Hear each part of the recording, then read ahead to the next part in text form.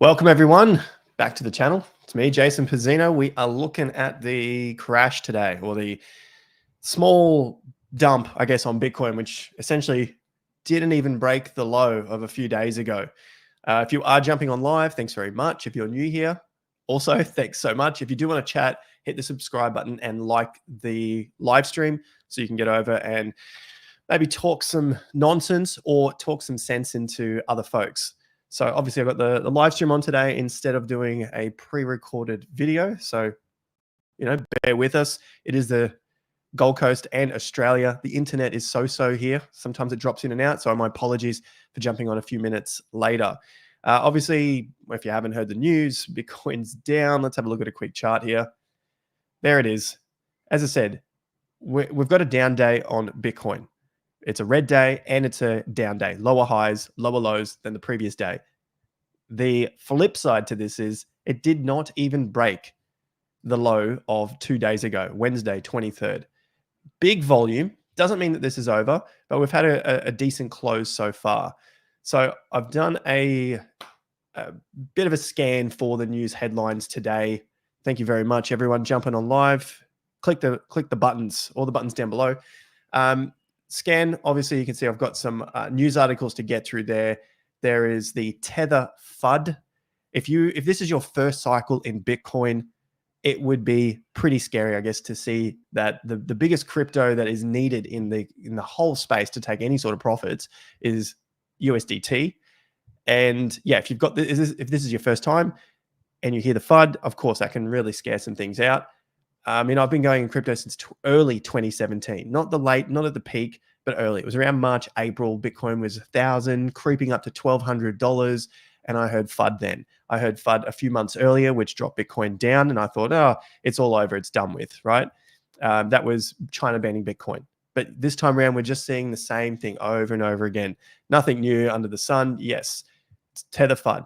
Maybe, so hear me out, maybe eventually this will be true. Maybe one day there will be some sort of FUD that isn't really FUD.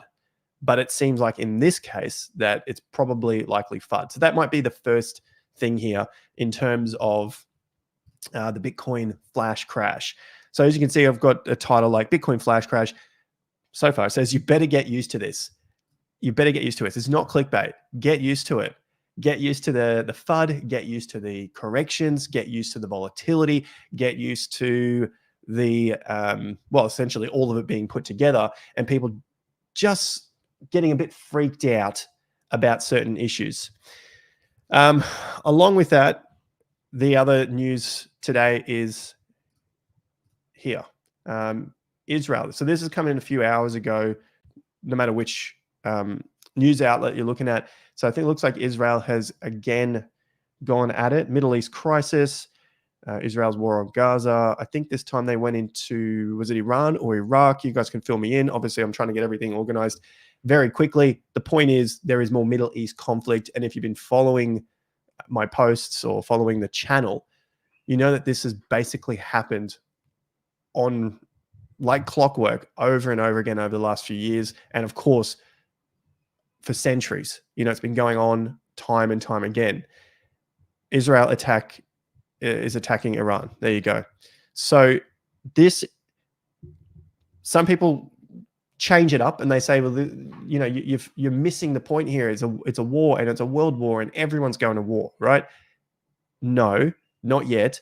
The job that we do is looking at the markets and deciding whether we're putting our money in or taking our money out, or if you want to go short on the market because you think things are going to get worse.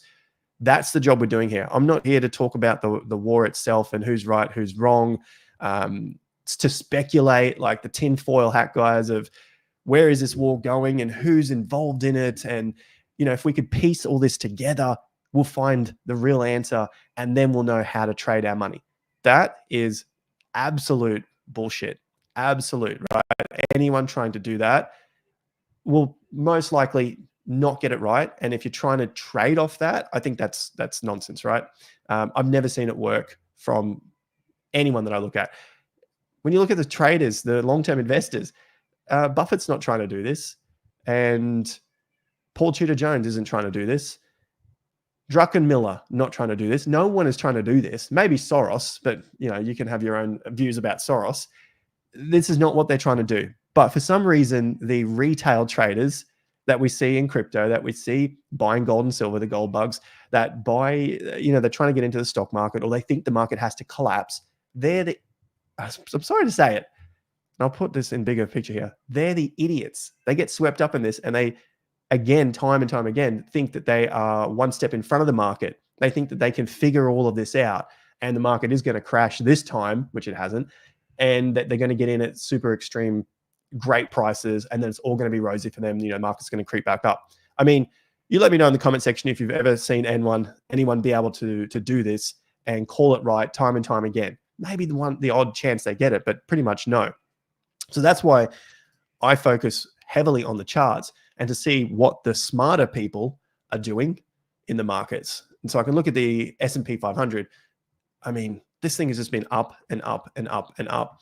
And for Israel going into Iran, Israel bombing Gaza, whatever's happening, these corrections, although the day is down by negative 0.2, call it negative 0.2, barely anything. Although the day is down, it's red, it went up, came back down.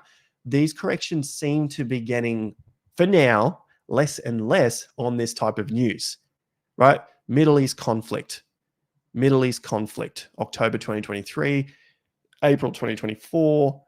Didn't we have one a couple of weeks ago, early in October as well? Now we've got another Middle East conflict. These conflicts are producing a smaller and smaller result on the market. Okay, so there's massive takeaway lesson. That's what I had to learn throughout my history here. I started trading in 2010. I started investing in 2006, 2007, 2006. I was 20. I bought my first property. Yes. So 2006, I'm getting old. And so, I wasn't the greatest investor when I first started, but as you go through the years, you see how this thing plays out time and time again, right? So here we are, another FUD event. Look, the other side of things is, yes, you potentially have family involved in the Middle East. Maybe they're in Palestine, maybe they're in Israel, maybe they're in any of these countries there, and shit does not look nice. There's definitely nothing great about it over there. That's not my job. You can go to other channels that talk about that stuff. My job is in investing and trading and identifying what the trend is and staying with the trend as long as possible. That's it. Really, really simple. So in terms of that, it's the same thing over and over again. More FUD around the same thing happening in the Middle East. And if you just, as I said, look at what the smart money is doing, where they're buying, these corrections are getting shorter and shorter. Look at this correction here with the Middle East conflict. July down to October. It's roughly 11%. And then you had about a 6% move. And now maybe you'll get a 6, maybe you're going to get a 3%. People are figuring it out. The smart money's figuring it out, and they're buying up earlier. That's just facts from the charts. Doesn't have anything to do with what I'm saying, doesn't have anything to do with what you're saying, what the media is saying, what the news is saying, any of that, right? So the same thing could be happening for Tether. So I got Tether USDT news 5 hours ago, 6 hours ago, 3 hours ago, 5 hours ago. USDT CEO denies allegations of federal investigation. Potentially it's just more FUD. Department of Justice investigating Tether over possible violations of sanctions, anti-money laundering rules, yada, yada. Okay, so potentially more FUD around USDT. As I said, it might not always be FUD, but it seems like in this case, based just on the reaction to the market, potentially more FUD. It could develop into more, and that's possibly why people are trying to get on board earlier and say it is the worst thing. This is going to correct the market. It's over, right? That's the issue. You're trying to get in too early. To get confirmation of that, you need some breakdowns of key levels. Look at these high lows down here: 58K, 59K there, and then also 52K. So if this is going to develop into something more, you need to see the price come down and break these levels and close under these so far strong support levels. That means that this and possibly other news is developing into something worse for the market, and the confirmation of it developing into something worse is a breakdown of key support levels. You got 64. Like, look, it didn't even break that low yet on the news itself. The news is out and it hasn't broken that low. Okay, so there it is at 65. It could, but just the fact that it didn't do it early on, bit of an alarm bell saying that's probably not as bad as things are. As I said, I can be wrong. That's okay.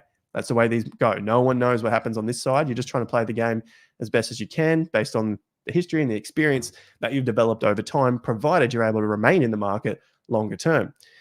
So anyway, there are the levels, 64K. It'd have to then come down, break the 50% at 61K, have to then break 59K. It's like it'd have to break through so many concrete walls on this one piece of news. Does this one piece of news have the enough ammunition, enough strength, enough energy, enough power to get through all of those concrete walls?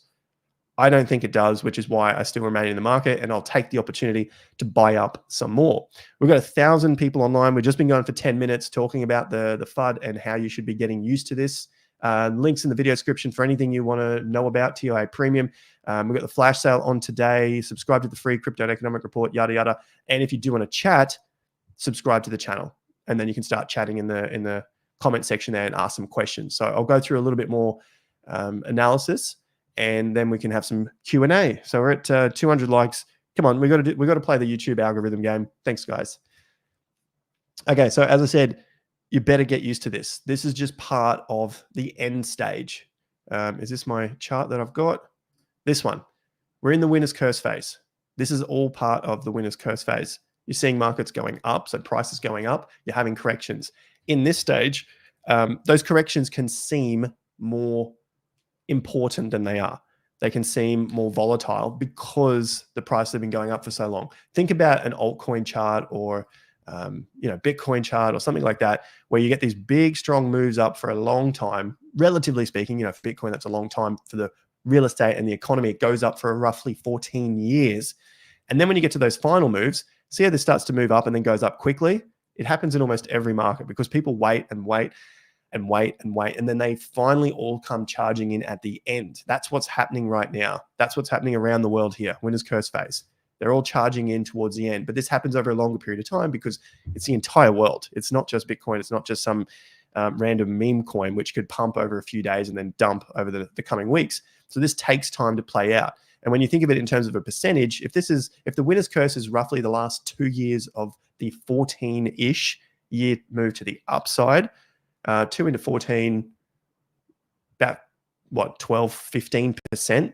So it's about a 12 to 15% of the time that move is going up. So in that period, you get these pretty wild, volatile swings. Therefore, going back on the title, you better get used to this. Like the wild swings and the volatility. It's all there to try and shake you out of these moves. So knowing that we're here makes life a little bit easier. We start to see more of the same. At least, obviously, this is all my opinion, not financial advice, yada, yada. This is the way I've seen the markets and the way I've been able to trade them and continue to invest in them longer term. Going up here in disbelief, I think for crypto and Bitcoin now, we're potentially somewhere like this, probably more in that hope.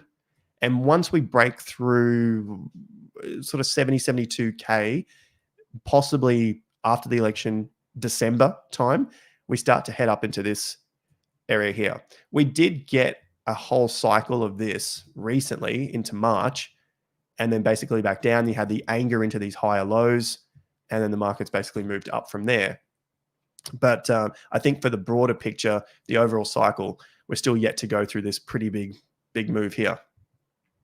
Then we hit the complacency, and the whole cycle rinses and repeats over a longer period of time. So this happens over short time frames, it happens over medium time frames, and then of course the longer time frame as well.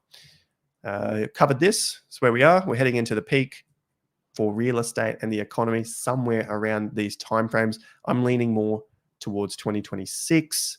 2025 is there as well, because these things don't go up in a point and then come crashing down. They take time to play out. They're very, very big cycles. Real estate, the largest asset in the world, in the hundreds of trillions of dollars, hundreds of trillions. So of course, takes time for money to go in and out. Now, this one also is quite interesting. Go back over the last 50 years, you'll find that other bull markets, once they make it past their second year, just like this one has. So this is the current bull market right here in the red line, October 2022. They typically go up for a longer period of time. It says on average is 8 years. I'm not counting on this being an 8-year bull market. you know, if they're counting this from October 2022, and I'm looking towards 2020, late 26, maybe 27. Remember, that's the stock market now. This is referring to the stock market here. This one's referring to real estate and the economy. This is called the 18.6-year real estate and economic cycle. Now, if we're talking about the stock market, if that does go up into 2027, that's about a 5-year. So that's also pretty average, well, maybe more like the median there. You can see this 5 years, another 5 years, as a 6-year here. And then you get a couple of outliers, which are pretty damn big, 11 years and 12 years. I could be wrong, and maybe I'm not even bullish enough, and this market goes on for another 10 years. I don't know. Towards the peak, you're probably going to hear that it could go on forever. That's almost a guarantee. That's how you get to the peaks. People think it's impossible for it to go down because of everything that's been built up over time. So what am I thinking? Let's just go with somewhere in the middle for now. We've got plenty of time, and when we get to those stages, let's just see how the swings are happening. Are we starting to see bigger breakdowns? Are we starting to see longer times for the market to go back up after significant moves? That's the sort of thing we'll have to look out for. If we look at a percentage here, average, 8 years, crazy, 288% increase.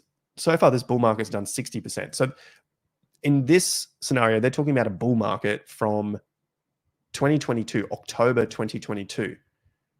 So it's important to note the reference point of where people refer to bulls and bear markets. They always say a bear market is 20% down from the peak, and that goes on the closes. There's all this sort of nuances, right? But in this case, they're measuring it from here, and they're thinking 8 years from 2022, which would take it out into 2030. I don't think that's going to happen. I'm looking at 2 cycles. The way I review things are this. You got the first half of the cycle and the second half. So really 1 cycle broken up into 2. And that's what we have here. This is the breaking point and up from there. So that's why I'm still looking somewhere around that sort of 2026, 2027, perhaps for the stock market. So I think we've covered a lot when it comes to the traditional markets. I've gone through the stock market here. Oh, one last thing is the dates. How epic is this? These dates coming in on the 25th and the 29th for lows, and then the 22nd and 25th, and then a higher low here on the 29th. So we're looking at cycles through all of the US stock markets, the Dow Jones, the NASDAQ, the Russell 2000, the S&P 500, the Russell 1000, and then the dotted lines, this is all for the election years with the same stock markets, but they're looking for a low now, you know, in terms of dates, and into potentially into early next week. If not, could be a higher low. Isn't that crazy? We had another down day here on the 25th. It didn't make a new low. We have the low on the 23rd so far. Maybe that happens on Monday on the 28th, right? It opens lower, just touches there. And, you know, 28, 29, just as the forecast is looking at, and here. And then you start to see a rise into the election. We'll see. But so far, it's basically been very, very helpful to know that the market goes in these sort of cyclical trends. Commodities, gold also closed up very strong, weekly, all-time high. I guess, you know, people are looking at the war and saying, oh, well, gold's a safe haven. We'll see. There's been a bit of volume dropping off here. So typically when that happens, when you see volume drop off on these climbs, eventually it takes a bit of time, comes back, refills that volume gap to make sure that there's enough buying going on, and we start to move again.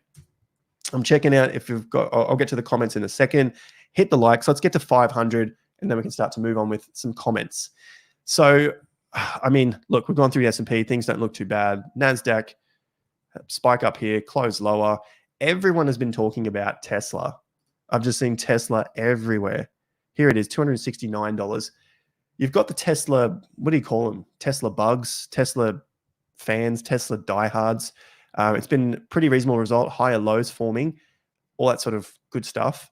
It's coming up to test some of these high prices at 270. The thing to note here, and yes, Tesla's probably going to go up with everything else throughout this part of the cycle. The big thing to note is that Tesla, not my opinion, it is a lagging stock. It had its day. It had a really massive run, 2019 into 2021.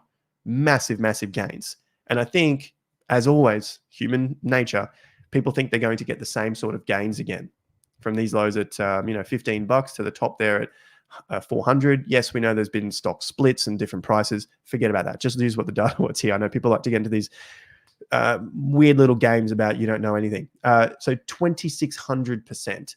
2,600%.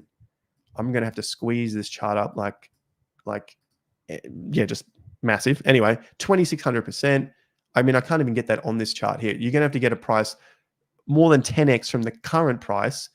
That gives us 2,000%. That I'm trying to go from the low of this cycle here in January 23. So I don't think you're going to see Tesla at 2,600%.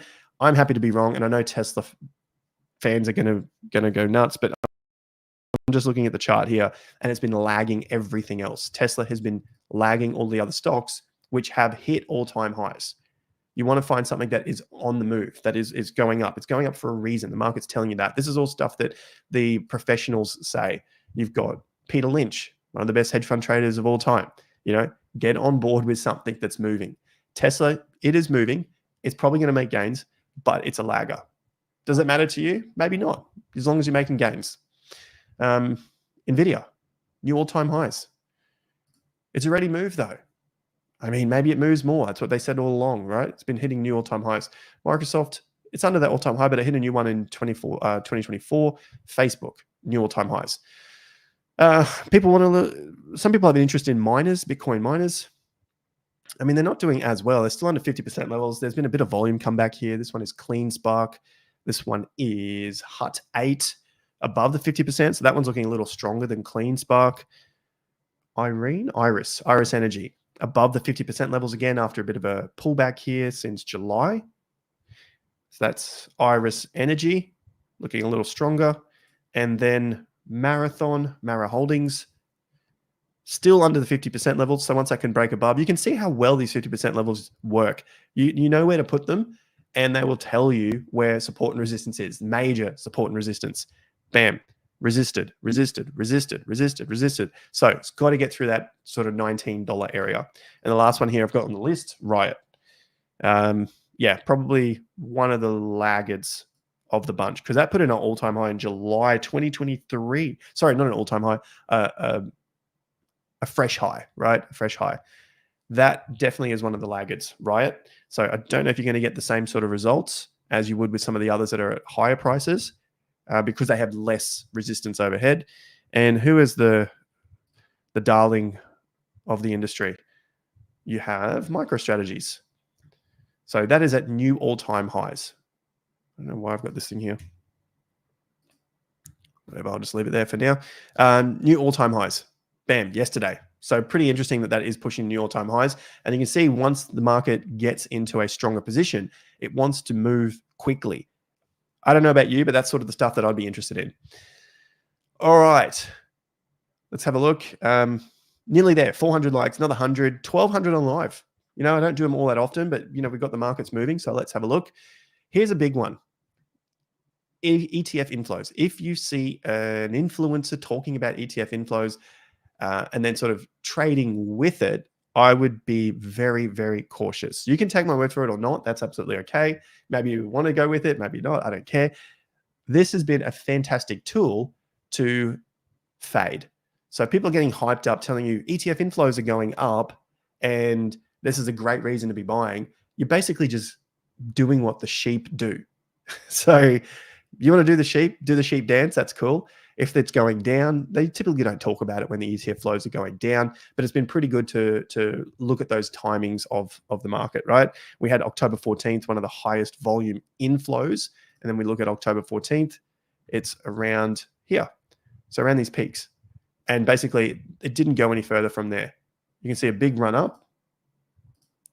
I'm looking at this date, 13%. And then the price is still the same as it was how many days ago now? About 11 days ago.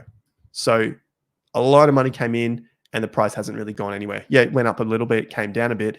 But if I was to be using this, I want it more of a leading indicator as opposed to a lagging, telling me around tops, So yeah, I don't like the look of ETF flows at all as a metric to determine whether I should be trading or not. 450, you guys are doing well. Look, if you're on X or watching this somewhere else, share it, put it on X, put it on your Instagram. I don't know, share it around. Let's get on with the question soon. We're 24 minutes in, and we've been talking about this flash crash and how you better get used to these sort of corrections and basically that market volatility. It happens all the time in each market. Okay, so Bitcoin, let's have a look at the fear and greed index. I'm going to use our TIA crypto fear and greed index. How is that possible, guys? This is straight from the fear and greed index, the alternative.me, and the fear and greed today is at 72. Yesterday, 69. So on this day up, obviously it's referencing the previous day, which is when it closes. That's when the reading happens. So it happens on the close. Today, we closed, right? But the day was down 2.3%, yet the greed was up a little bit more. So it seems like people are getting very interested to buy this dip. Maybe you are. Let me know what you're buying, because I'm going to get into some altcoins in a sec. So as I said earlier in the stream, we've got our support levels to the downside. Things seem relatively stable considering what's gone on, this FUD, this conflict in the Middle East, whatever else is going on with other prices coming down, stock markets, and barely coming down. So it seems like we've been holding up relatively well, and the greed is still there for crypto. ETH BTC has been the worst performing out of the biggest. XRP obviously is one of the worst as well, but we don't need to talk about XRP because that thing is just dead. That's just the chart saying it. Sorry, XRP holders. You can see this has been going down, and ETH is not performing very well. So maybe next cycle, it's not going to be great either. But yeah, basically towards the end of the move, ETH does this. We're looking at a time frame of roughly late November, early December as a potential low. But if this happens to speed up, this could be the low, right? When moves happen like that, they get fast, then they tend to bounce, and it could consolidate until we get to that time, maybe put in a higher low and then start to move higher. If this had continued to grind down and then picked up speed towards the end, then I would say, well, that's probably likely, and then we'd go up from there. But if it happens now, you get this big move, do it so you can see it. If you get this big, that red arrow's there. If you get this big move down and it still needs more time, basically what you'll see is it consolidate like that. And then when it's ready, it will start to break higher. So keep that in mind as well. That's one option. It seems like we're going for this option now. Maybe it does this and hangs out and then starts to play the same path. I'll leave those on there for now. Weekly chart. Let's get rid of those. Basically 9 weeks until that last-ish date. So let's call it around 7 to 9 weeks away, just going by previous cycles. So there's the election, and it was about 7 weeks into that low. There it is. And then the previous one here, 8 weeks from the election into the low before things took off. And for them to take off, it did how many weeks? So it didn't just take off from that point. There's the low. Ran up 73% against BTC. That's the first cycle. So ETH was pretty cheap. I think it was like, $5 to $20 at the time. Then you had to wait another, call it 8 weeks. And then you started to get the lift out where it didn't look back. The 9th week from that low really started to take off. The following cycle, so the 2020, 2021, from that low, basically rocketed 103%, came right back. And then you started to get a move about 14 weeks later, this bar. And then it broke out of that high 17 weeks later. And then you got to basically the end of the move just a few weeks later, right? Didn't really go much higher after 30 weeks. So 30 weeks stuffed around, went a little higher, and then it was all over from there. USD, $2,400. Again, it's still looking weak, but it hasn't broken 21. So while it's still holding 21, you've got some relief there. USDT dominance. Yeah, it started to break down, pulled back above, but then got rejected at the 50% level. Let's have a look on the daily here. There's, again, short-term 50% rejection. 500 likes. We're there. Thank you, guys. While I'm getting through the rest of these, go for 600. I'm getting greedy here, aren't I? Go for 600. 1,400 on live. Thanks, guys. We're half an hour in just talking about the Bitcoin flash crash, getting used to these sort of volatile moves. Subscribe if you want to chat as well. Click those down below if you want to get into the live stream. USDT, yeah, things still looking on track here. Bitcoin dominance, 5.5%, is pushing much higher because we had a drop off of all the altcoins. Did it hit 60? No, 59.75. I can throw on our TIA Bitcoin dominance. So you guys can get access to this for free with the 7-day free trial, for the TIA indicator suite. Plenty of tools over there. And then you get these tools: Bitcoin dominance, TIA Bitcoin dominance, TIA crypto total market cap, and then also the crypto fear and greed index. So they're the ones that I typically use on the channel. Let's turn off the Telegram, trading view indicator here. Turn off the swing indicator, and then you can see the dominance. I'll just turn off one of these. There we are. So the dominance is on this side. It's currently at 64.5%. This one excludes stablecoins. So exclude all stablecoins. If I exclude ETH, that changes things again. Leave ETH in there. That brings a bit more dominance back in. A bit less dominance, sorry. So there it is. Basically similar pattern, just taking out the stablecoins. Next up on the list, I want to look at total market caps, total 3. So now we can turn off the dominance, turn on crypto market cap. Look at that. It dumped how many percent? 470, about 10% or so, just a bit over, I think, going from a high of 473 down to 426, but it's put in a higher low. So nothing overly concerning here. I'd be concerned if we started to break down from 400 billion, because that would start to break this particular pattern. Some of the lows would be coming out, the 50% levels, and then you'd expect it to keep coming down and take out that low there at around 360 billion. But for now, we've just been rejected off the 50% level twice, dead on that 50% level. You couldn't even get a close, barely a close above it, and then reversal. So double top, and then the correction. Still time to go into this election, and then we start to potentially move higher. That's where I'm looking at it when it comes to these dates. And finally, getting onto some altcoins. Solana, let's start there, because I've been talking about this one over the last few days. 4th time breakout, 1, 2, 3, 4. Very specific here, using that price of 163. The pullback, increasing volume yesterday, highest volume we've seen. The saving grace here is that you got to close higher than all of the previous tops. Now, this could go down and just take it out for a day or two, but you probably don't want to see this close under here. When I say here, I'm saying around these tops, about 159 being the lowest of the 3, and then this recent one on a weekly basis. So you don't want to get multiple week close under there, because then that sort of breeds more downside. It breeds the bear market back for Solana, and this being a fake out. I don't think this is going to happen where we start to break down from this 137, especially after the breakouts here. Maybe it happens. I don't know.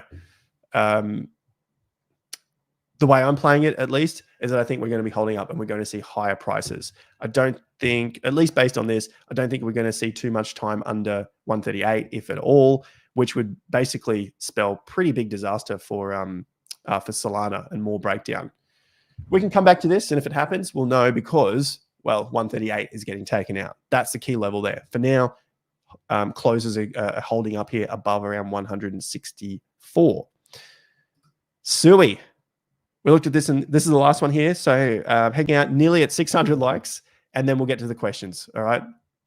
Sui has been on the, I put this on the channel the last few videos, because we're looking at corrections, and there it is. Sui average drawdown. We looked at all the average drawdowns on the way up. Basically 20 to 25% is a higher chance. You can see here, let's take the volume off.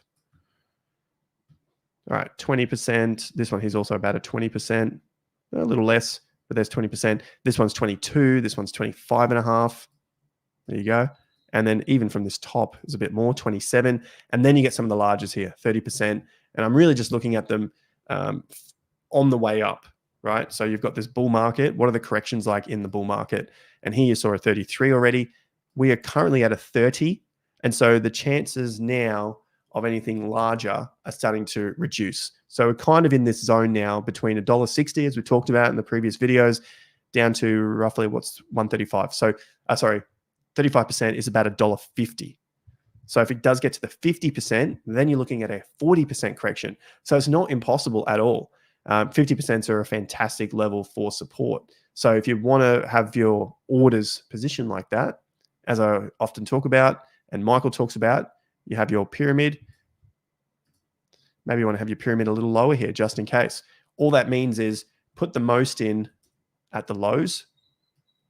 You don't want to reverse pyramid at this stage in the cycle. If you're putting the most in at the peaks, then when the market does roll over, you lose basically all of the gains that you made on the way up. If you're putting little amounts in at the low, bigger amounts in here, larger amounts in here, and then even bigger amounts in at the top, well, you can see what happens there. You've basically got an upside down pyramid of how you've been investing. And a lot of people do this over and over again. So even though they say they're making gains, when they look at their portfolio, they don't understand why they're down.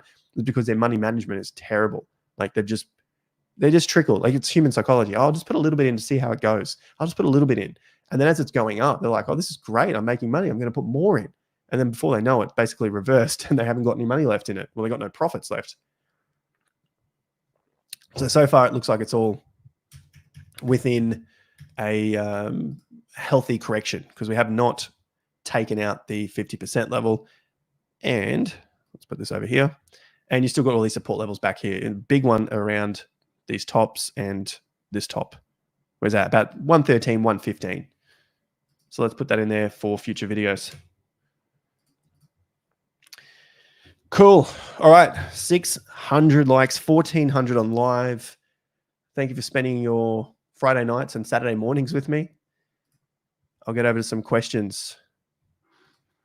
Oh, I kept that comment on there. It's all an Illuminati. Probably not a bad one to keep on there, isn't it? Ada is two-timing me. Definitely. All right.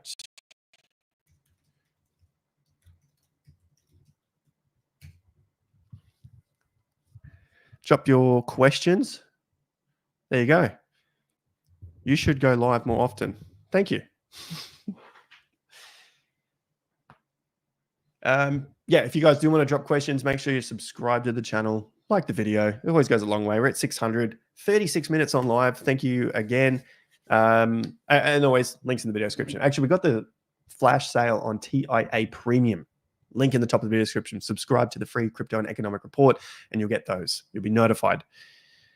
What's this about? Do you know?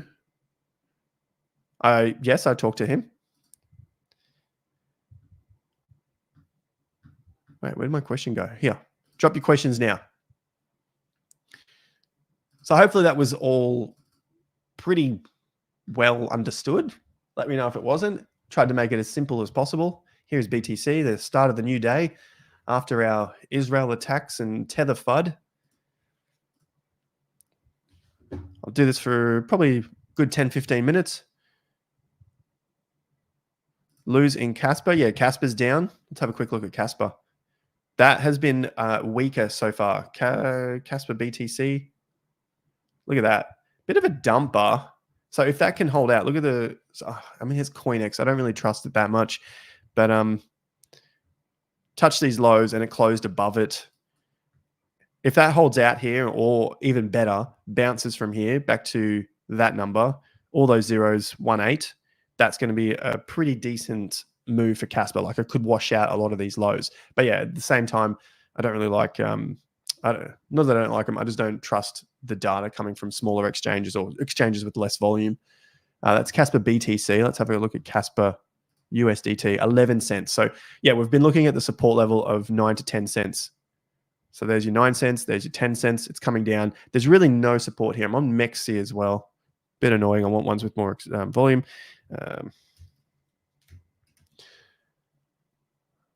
Bybit, BitGet, Binance. No, that's a premium index.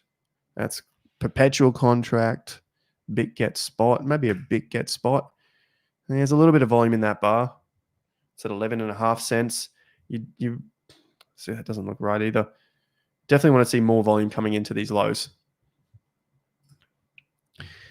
Doge. Who is still trading Doge? This is on my, like, is it on my meme list? It doesn't look right. Oh, that's BitGet. That's why. Doge. Binance. Look at that BTC chart. I mean, it's putting in higher lows at the moment. It's got a lot of overhead resistance. It's got Doge has a lot of bag holders from 2021 when Elon Musk talked about it a lot. This is what I wrote on the chart in 2021. It's going to bleed out. I'm looking at it to come back to around 130 sats into this previous zone, but it possibly has bottomed out here at 160. So 2 years ago, three years ago, my target was here 3 years ago, and I was maybe 10% off that target. Okay, 16% off the target. Cool. What's my shoe size? Have a guess. Comment section. Trump has no plan for crypto. Probably. Great point with the triangle. Yes. Glad you got something from that. That's a big one for a lot of people.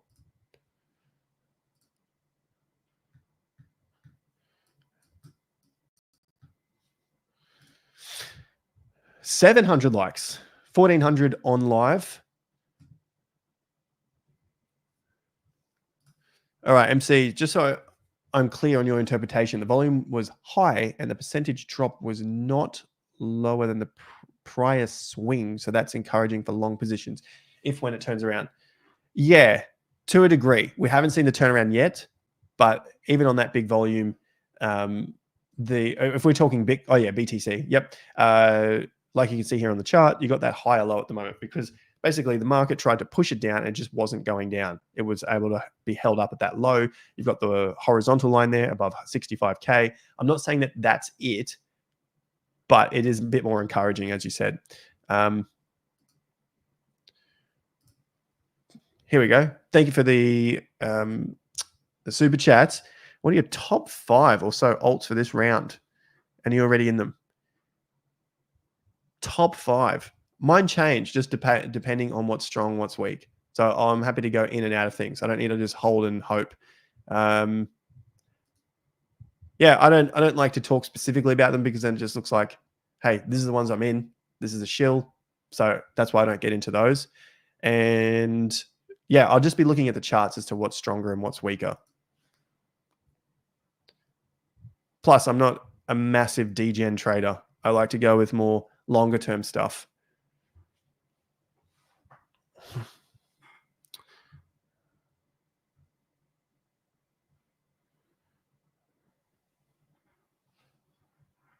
Just looking down your questions, guys. The greatest. Is it time to go all in? I mean, the time to go all in was how many years ago? Nearly 2 years ago, 2022. Did you watch him? He didn't debunk anything. I don't know what you're talking about. Oh, if you're talking about James trying to debunk that, didn't debunk anything.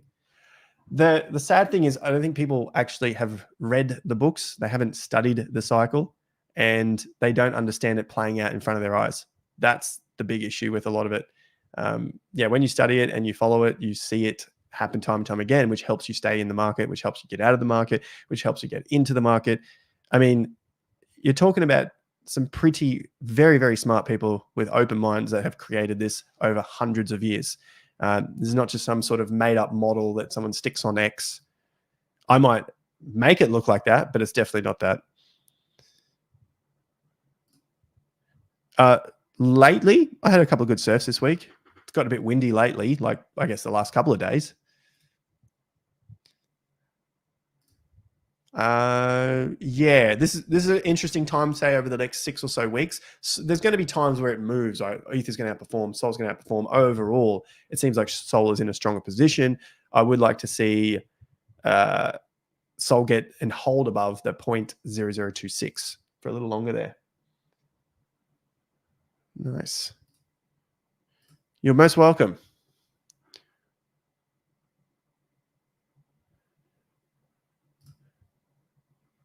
Cool. Further drops tomorrow. You never know. Like, as I said, I don't try and forecast that at all. I'm not trying to say, oh, if they drop bombs, it's going to be down more. Like what I said earlier in the stream is each time this happens, you can see the corrections get less and less. I would be concerned if they were getting larger because that means more people, more smart money, more money believes that these type of events would have a larger and larger impact on the markets, but they're not. They're not. Like, that's just the chart doing the talking. And I'm just repeating what the chart is saying. But for a lot of people, they can't read the chart. They can't read that these corrections are getting smaller. Middle East conflict. One of them will potentially be larger than these two. I'm not saying that they never have to, but it has to be in context with where we are in the cycle. As I've said, get used to this because the volatility swings can pick up later in the cycle as well, which is kind of the area that we're in. I just saw a little alert pop up of CAS BTC. Does that mean it's bouncing?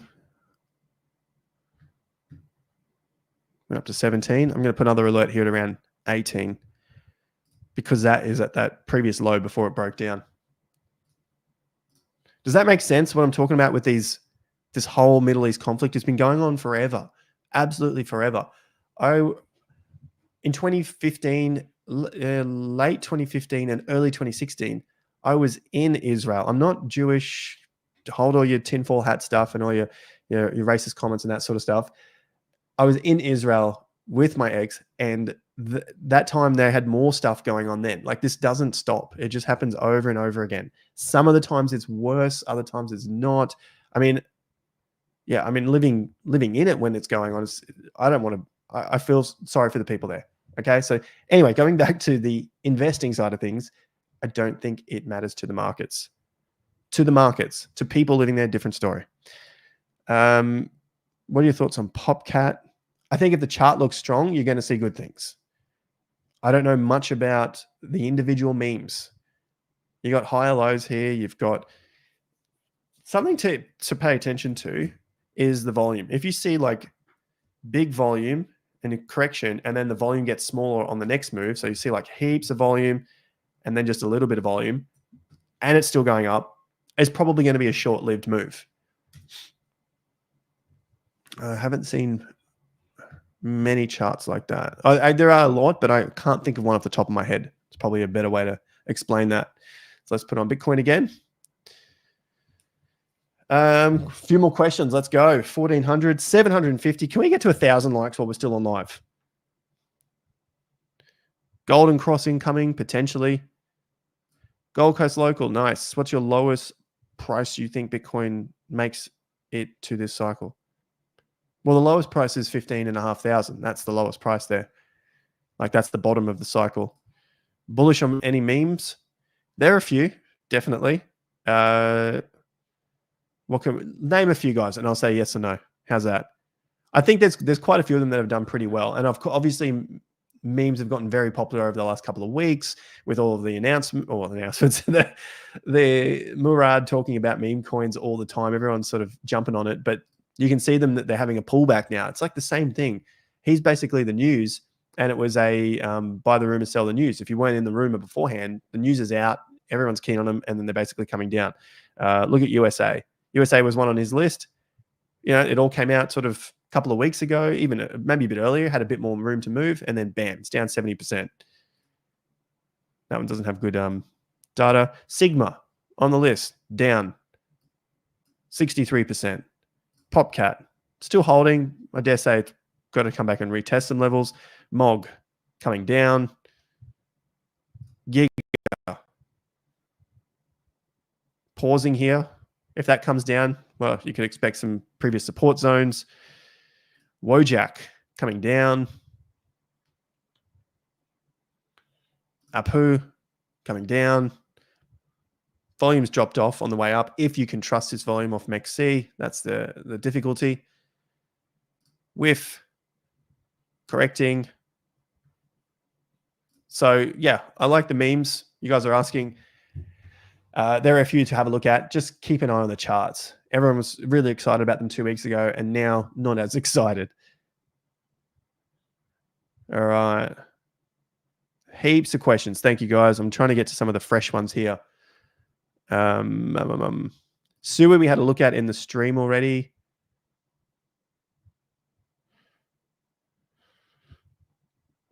Yep, you guys are dropping some of your memes. Should I exit my memes for BTC? I don't know. But if you are a Link Marine, I probably wouldn't be so keen on Link. It's on my rubbish list, I think. My orange list. All this crap that people talked about, H-bar, down, alluvium, junk. Look at that. Put in new lows. Who wants a coin that's putting in new lows? I mean, some people do. They think it's going to go, there's more room for it to go back up. There's more resistance before it goes back up. Link, this hunk of shite. I mean, I was looking at it here because it was breaking out of some tops and then basically distributed and bam, it's been down ever since. Link USD. If you're only looking at USD, you might be happy, but looking at Link BTC, that's broken to fresh cycle lows. Fresh cycle lows. It almost doesn't make sense logically because it's doing so much and it's got so many connections and so many. What do people go on about? I don't think anyone cares about this stuff this cycle. Everyone just cares about memes, like like Murad was saying. People don't care if they're building and they're connecting and they're growing and all this stuff. It's all just garbage. That's just the charts. It's all down. XRP down. Down, down, down. What a load of garbage. It is back at the SEC lawsuit prices. So people don't have, well, the smart money, not the dumb money. There's a lot of dumb money in XRP. The smart money is still selling this shit off. They think it's not worth any more than what it was at the SEC lawsuit low. That's against BTC. So they'd rather be holding BTC than XRP. That's what this is saying. XRP USD, it's struggling for breath. Where's the XRP lawsuit low? Somewhere around here at 25-ish cents. It's currently at 50 cents. That's only because Bitcoin's gone up. That's why the value is higher. So you need to dump out. They're going to dump this a bit more. No one cares about XLM. Down. Sand. New lows. Oh, ADA. ADA's a great one to pick on. 400 Satoshis. New, fresh cycle lows. And probably, at this rate, going to break to new all-time lows. Oh, it's got to get back down to here to 300 Satoshis. 32 cents. That is just deathly. Adam, does anyone care about this older stuff? Not really. This is what happens to altcoins every single cycle. DOT. New fresh lows. Look at that. New fresh low today. This is on a weekly chart. New fresh lows. DOT. $4. Almost new fresh dollar lows as well. Oh, who remembers? Anyway, I'm just going back down a trip down memory lane. Filecoin. New fresh lows. Almost new fresh USD lows. EOS. New fresh lows. I mean, no one's building on this shit anymore. Okay. I'm over it. Back to that. Let's go to Bitcoin. All right. 1400 on live. We've got a few more minutes. Let's do it. One chain. Yeah. People got screwed over on that. Walton chain was another. Litecoin. That's the same thing. Garbage. Aptos. That's a little more interesting. Correction. See, I don't mind Aptos. The only problem is massive resistance at around 0.00018 against BTC, and it's already had an attempt.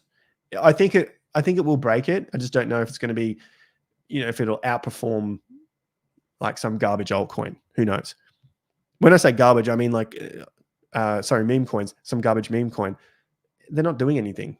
People just like to jump on the bandwagons. Who cares? If you just want to do it to make money, it's the same thing as gambling, I guess.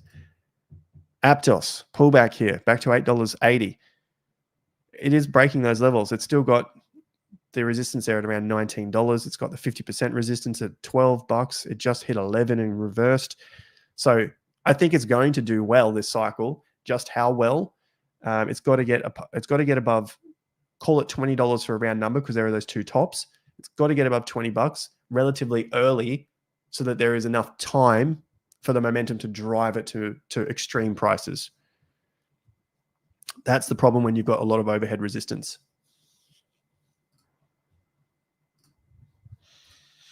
1500 on live. What's happened? We just got a good stream, I guess, or no one else is online. 1500. We're nearly at 1,000 likes. We've been going for 54 minutes. Couple more minutes, guys. and we'll have an enjoyable weekend. Hopefully you've been enjoying your positions. You've got a plan for if these prices go a little lower. And in terms of timing, I'm looking somewhere after the election. As I said, you're looking at ETH around that sort of late November, early December. The altcoin market cap, the true altcoin market cap, so total 3. Here it is. Correction, and let me take these off. When we're looking at it in terms of weeks from the low, last cycle was about 100 weeks. Let's put this here. Nothing has to be exactly the same. And once you get through, at least this one's just excluding Bitcoin and ETH. Let me just do the total cryptocurrency market cap. This is easier. Higher lows, higher highs forming. A nice little breakout there around 2.45-ish trillion. That's this top. It'll start to set you up in a better position to tackle the 2.6 trillions. And then you basically have pretty well free ground overhead besides this one little peak here at 3 trillion. 2.7, and 3 trillion. And those movements last time from the cycle low to that excitement point, this sort of, I can't draw on the chart. Anyway, and you get the idea. That excitement point, that's around 100 weeks. Around 100 weeks. Look at this here. And then you go on these big moves. So 100 weeks.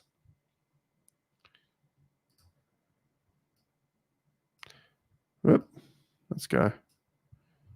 It's around about now. That's why I'm looking at November, December. We're at the end of October now.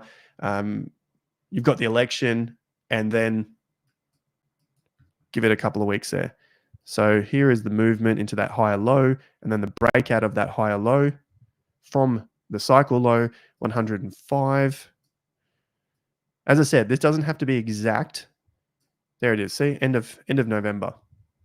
As I said, end of November, early December. Invalidations, always relevant. Always relevant. Many closes under the halfway point here at 0.018.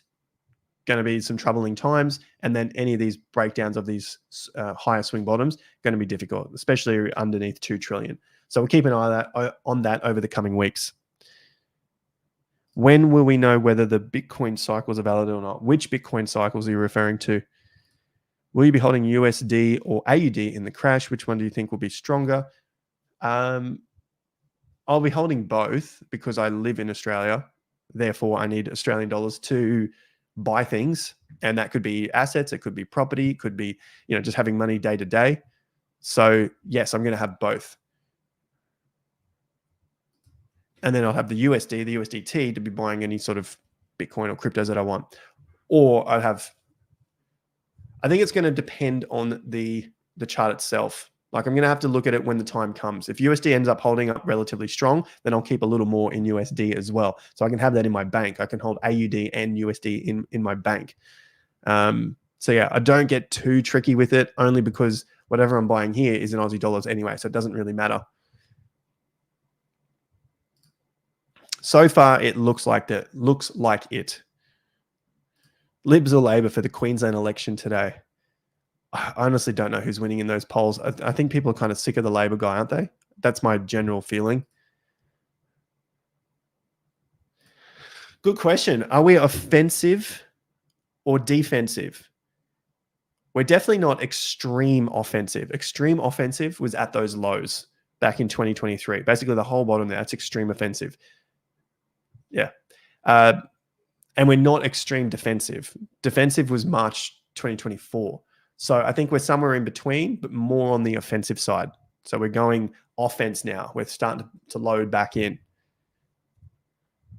That's a comment that I talk about in the videos if you guys are unfamiliar, just looking at how to manage your money in the markets. It can be for some. Elliott Wave is for people. Elliott Wave, Michael is the best I've seen in it. The majority of people are terrible. That's why I've seen it. And when you look at their results, they've basically been wrong time and time again because it can be subjective if you don't understand the rules. And the rules are a little more harder to interpret than simple black and white. So, I mean, you could say it's for goons. Maybe it doesn't work for you. which is absolutely fine. Use something that does work for you. But my brother, Michael Pizzino, if you've seen his stuff, maybe I've left a link in the, there it is. The Elliott wave that he's put together, he did that last year, 2023. Yep. And if you've been following the channel, you can see how it's been working. It has been working over and over again. So you make your own call.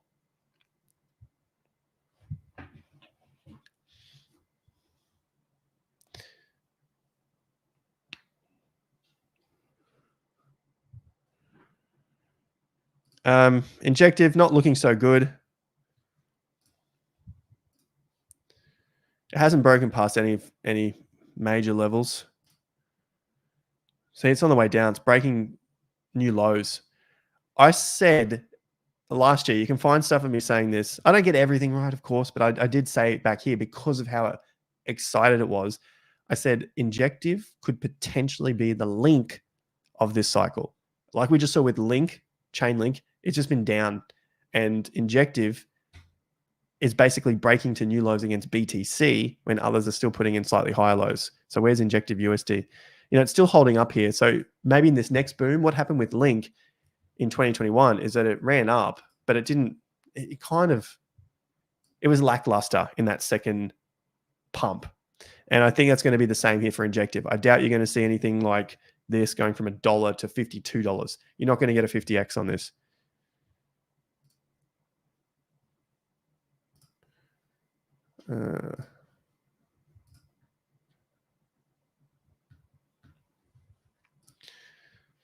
Nearly at 1,000 likes. All right, let's answer a few interesting questions. Or do you guys only want to do degenerate questions? Will you tell us when you start to go defensive and de-risk? Did I make it clear in like February, March? That's pretty much how I see the markets. I am not going to get the top. I am not going to get the bottom. If you think there is someone out there that can do it, by all means, follow them if you're going to get the exact tops and bottoms. But in terms of defensive, I just like to scale out, especially when things get pretty crazy. And I'm open to being a little bit, maybe a lot too early, but then you've got to get in again. That's the issue that a lot of people hate, especially when we move into this sort of, I think when we move into this next phase, right? They're all sort of new people and they expect to be in and hold on and sell at the end. But in reality, you could be in, then some signs say it's probably likely you need to get out. So you get out, but then it turns around, you got to get back in. So you have to get back in and keep riding it up. That's how traders work. If anyone's traded, you understand that sometimes there are some false signals and you got to get back in. So that's the difficulty, especially when you're talking publicly to new people with their money who are highly, highly emotional because they're getting in late. And typically those who get in late are emotional about their money because they feel like they're missing out. That's why they're getting in. They don't know that they're highly emotional with their money. They're usually unaware of it. And these sort of cycles happen over and over again. So good question. The short answer is yes, but it depends on how you interpret what I say, which is what I've learned being on YouTube. People interpret stuff all different ways, even if it's as black and white as it can possibly be.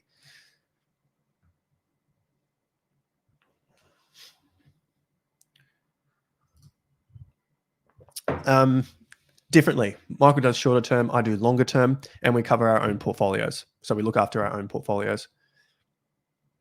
In terms of regrouping with the data, yes, we do share information, of course, and just how we're seeing things longer term, shorter term as well.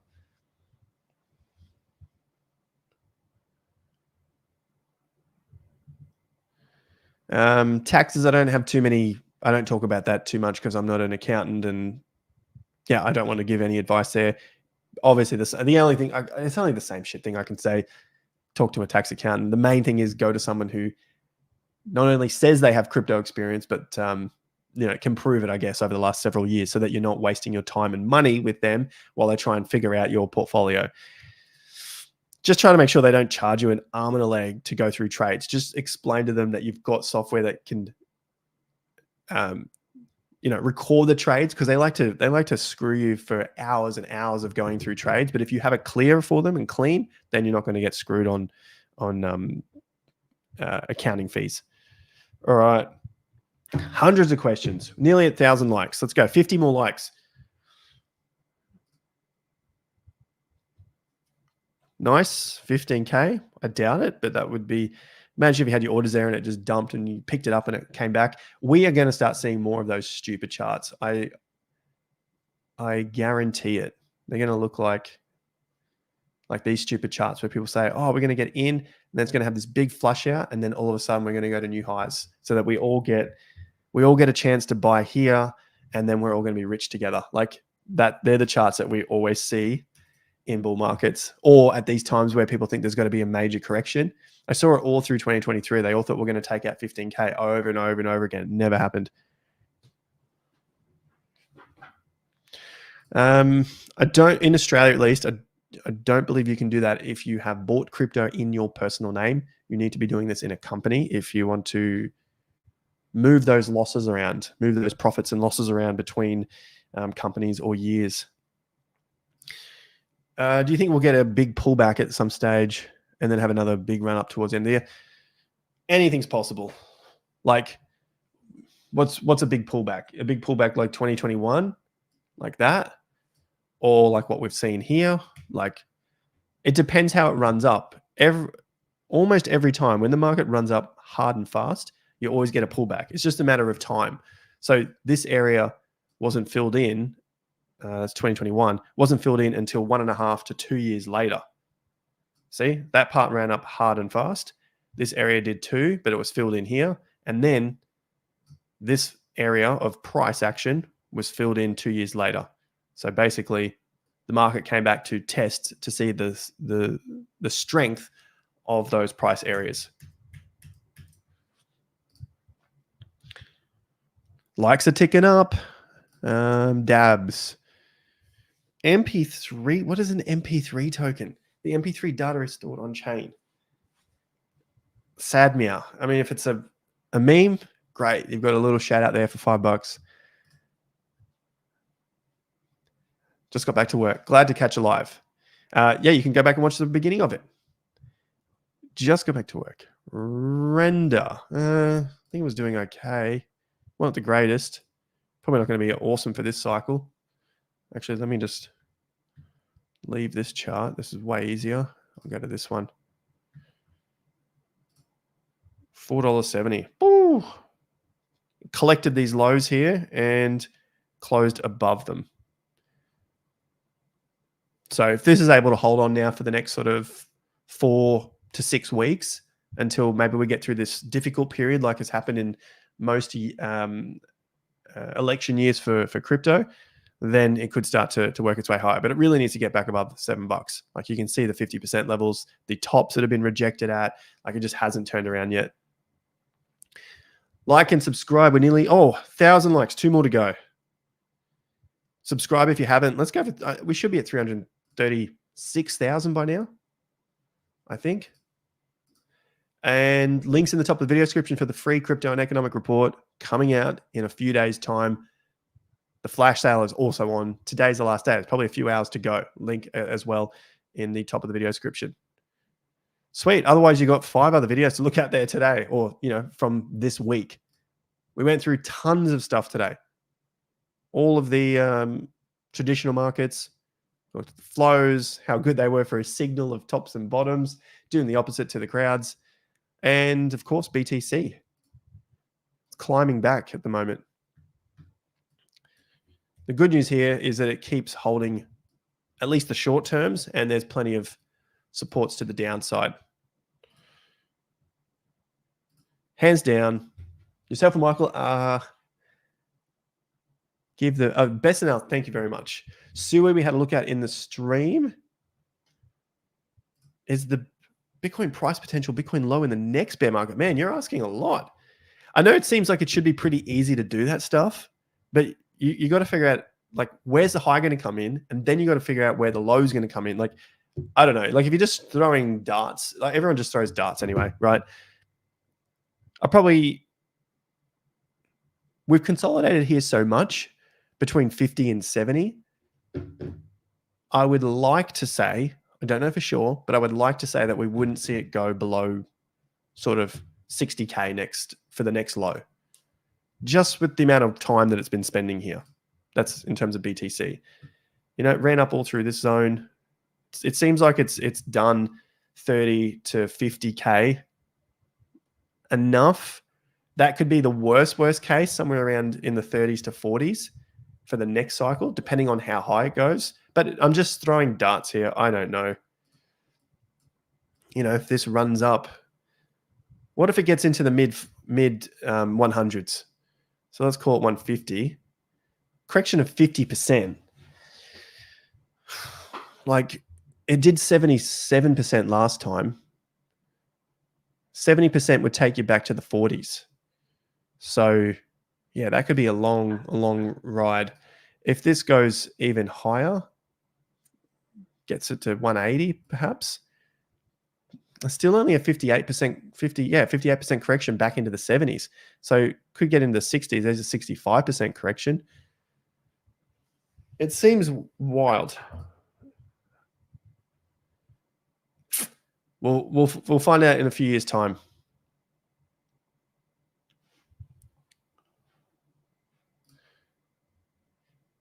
Until end of QT. So I think it still under 50. So the best news cycle is not. I'm not sure. Is it better to hold Bitcoin heavy until the end of Q2? I'm not quite sure of the question. SPX tops when ISM tops. I mean, that's a lot of assumptions there. Here's an easy answer. In any event of a crash, the US dollar, at least the dollar, is going to be the safe haven in a crash, I said, because assets are going to come down. And why do assets come down? Because people think they're going to get them cheaper the next day. So if people keep thinking they're going to get the asset cheaper the next day, well, then they're not going to put their money into the market. And what happens? There are less buyers, more sellers, because those people want to get out to buy cheaper the next day. And that just perpetuates. It could go on for months. So therefore, it's not going to be, I don't think it's going to be too safe for any of the assets.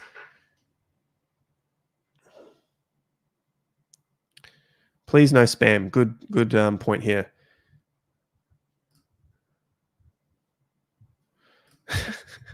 Got a lot of questions, which is good. One last question. Don't spam, guys. I'll block you.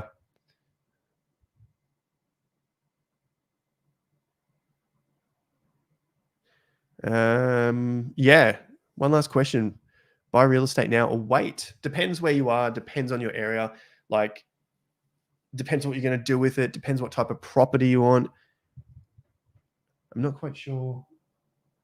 Don't know what that background is. I thought maybe you were in the US. I don't know.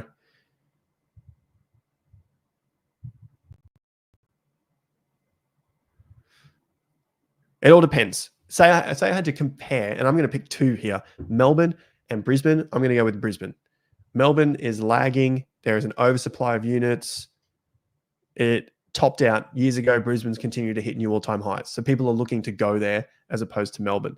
And Melbourne, they're really trying to bring buyers back by dropping taxes and all sorts of things to make it seem like it's a better investment.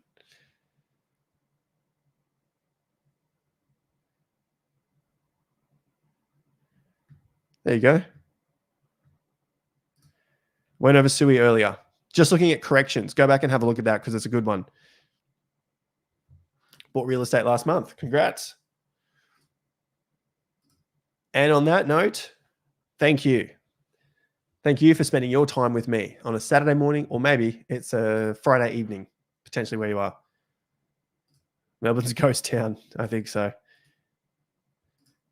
Depends what properties. In some cases, I might. That's the sort of stuff I go into more detail because it's a bit more nuanced. There's a lot more moving parts with these things. And yeah, we talk about it with premium members. So if you are a premium member, we talk about that on the weekly live streams. Wow. No, I never said that. I never said that. 2:35 a.m. in London. Damn, you guys are staying up. 9:30.